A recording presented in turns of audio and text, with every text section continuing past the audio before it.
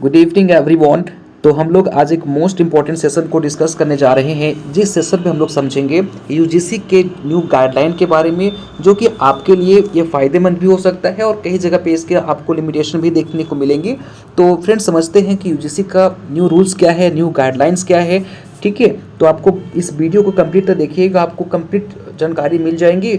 ठीक है, तो देखिए स्टार्ट करते हैं सेशन को। सबसे पहला अगर हम देखें तो यूजीसी का जो एक गाइडलाइन है वो ये बतलाती है कि ऐसे बच्चे जो कि अपना ग्रेजुएशन कंप्लीट कर रहे हैं और उनका ग्रेजुएशन जो है वो 4 साल का है, जैसे कि आप ही बीएससी ऑनर्स एग्रीकल्चर कर रहे होंगे, आपका जो ग्रेजुएशन है वो 4 साल का है। ठीक है, तो आप जाके सीधा पीएचडी के लिए अप्लाई कर सकते हैं। इसी तरह से जो बच्चे बैचलर ऑफ फार्मेसी कर रहे हैं, बैचलर ऑफ इंजीनियरिंग कर रहे हैं, वो भी आपने 4 साल के ग्रेजुएशन के बाद सीधा पीएचडी के लिए अप्लाई कर सकते हैं। ये यूजीसी का एक न्यू रूल है।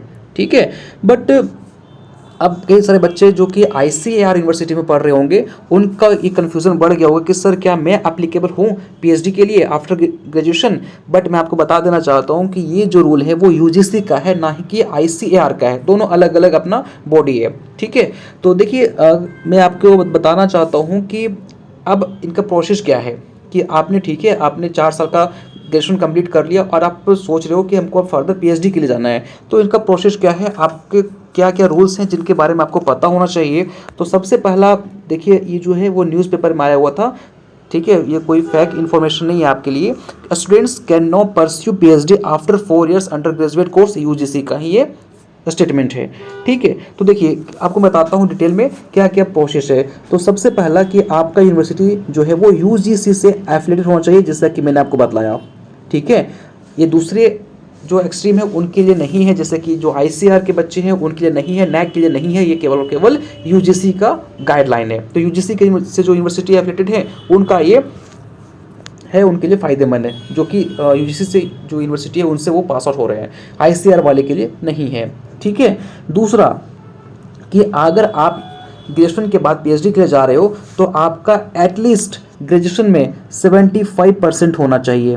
ठीक है, अगर आप सीजीपीए के रूप में देख रहे हो तो 7.5 सीजीपीए आपका होना चाहिए, तभी आप जाके पीएचडी के लिए अप्लाई कर सकते हैं। ठीक है, और अब मैं बताता हूँ आपको इनका एडमिशन प्रोसेस क्या है। ऐसा नहीं है कि जो बच्चे आपका ग्रेजुएशन पास आउट हो गए और वो सीधे पीएचडी में एडमिशन ले लिए, ऐसा नहीं है। उनके लिए भी आपको एक एग्ज़ाम देना पड़ेगा। वो एग्ज़ाम का जो काउंसलिंग होगा वो कैसा होगा, 40/60 रेशियो में होगा।